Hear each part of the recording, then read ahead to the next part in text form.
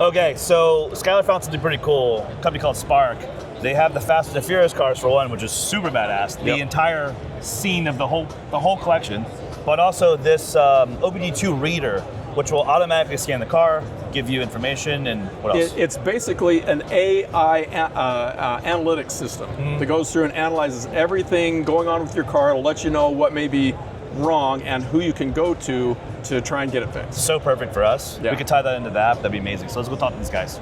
Okay, guys. So still at SEMA, getting inundated with all the cool car stuff. Got the Fast and the Furious collection from my childhood. That Vin Diesel's FD35 RX-7, that was my grail car. And Will here from SPARQ is going to tell us a little bit about how he's revolutionizing the auto industry with an OBD2 scanner. So tell me what this thing is. Yeah, so we have an awesome team at SPARQ. It's think of it as two halves. You have the OBD scan tool that plugs into vehicles, and then you have the software that the shops have, and they talk to each other. Brilliant. So I used to run a car shop. We fix Lamborghinis, Ferraris, McLarens. We have super high maintenance vehicles, super high maintenance clients. Yep. So we wanted to design a software that could make that process as easy as possible. So we use AI to help the mechanic, because we're not interested in replacing a mechanic. Right. We just want to make their job easier. So SPARQ handles all the nonsense that a mechanic doesn't want to do, like figuring out how many labor hours you should quote for something. Oh, interesting. Figuring out what parts you need for a particular problem, and then even better is scanning that vehicle from anywhere. Wow. So I can't tell you how many times a Lamborghini or McLaren came in the shop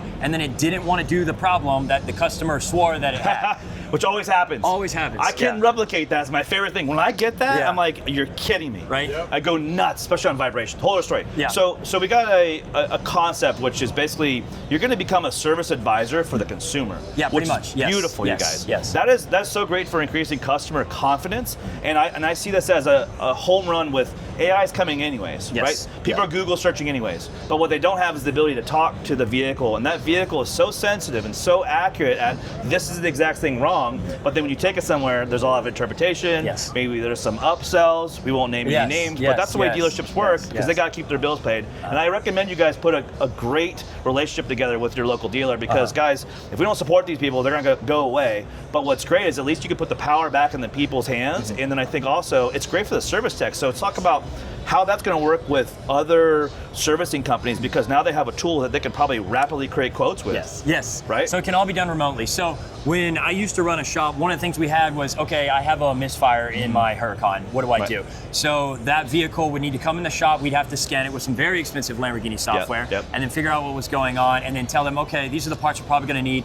You can leave and go home now, or tow your car home rather, and then come back when the parts get here and give us maybe a day or two to even potentially figure out what's going on. Wow. So with SPARQ, I can have this tool plugged into any vehicle and pull live data on that vehicle from wherever it is. So the shop can pick whatever PID they want. They can look at specific misfires on a cylinder. They can see voltage in an O2 sensor, just basically anything that an OBD would tell a normal scan tool when it's physically at the shop. And then when that diagnostic data gets sent to the shop, they can then write up a work order with AI helping along the way, saying, hey, look, I see you got this, a dead O2 sensor. Here's some we recommend. Here's the recommended labor. I see you have a misfire. Here's some recommended SPARQ plugs and coil packs and the labor to go with it. So the tech just has to click add to cart, add to cart, add to cart, and then a tech's always going to know best, so they might need to tweak a couple things, maybe remove some labor, some suggested parts, and then they can hit send, and then that work order goes back to the client. And then if the client approves it, we can get those parts ordered. So the first time that the car ever shows up to the shop, parts are waiting. We already know what's wrong with it. Obviously, you're not going to get everything right 100% of the time because we fix one problem, there might be another lingering one, and we can tackle that.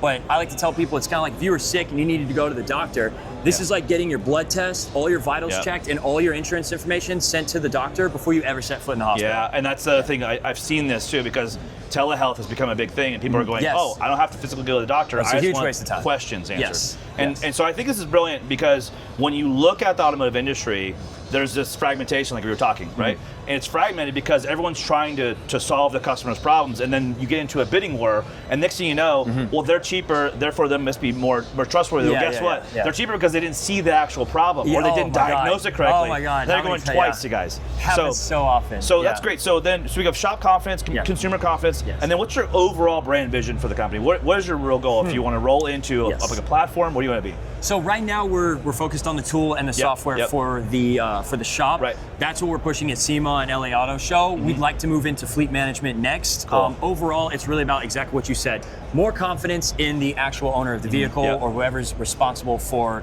fixing the car. Right. So we want to educate people as much as they can on the problem, leveraging that proprietary AI that we have and giving them as much information as they can. So when they finally walk into the shop, they're like, I'm not worried about this price. I'm not worried about what they're recommending, because everything that the shop is suggesting, AI is echoing. Is echoing. It's that car guy in your pocket. So everybody that called me at the shop, they're like, okay, great, got everything that you said. Give me a second so I can Google 3 more shops, get 3 more quotes, and call my friend who's a mechanic. Killing me. And I'm like, great. As a service writer, I just burned an hour and a half trying to help you on everything, only for you to go to somewhere else because they're doing it for $80 less. You know. And then if the shop doesn't have the confidence of the customer, that's a very odd relationship to be in. Imagine a friend that, like, every time a friend was like, oh, you got to go to this burrito place. And you're like, let me check 3 other burrito stores real quick. It's like, that's not a friend. You know, you should be friends with your shop. And your shop should be able to want to help you and not upsell every chance they get. And I see a huge alignment with Carvonix, because obviously we built our app around that same principle, that car guys know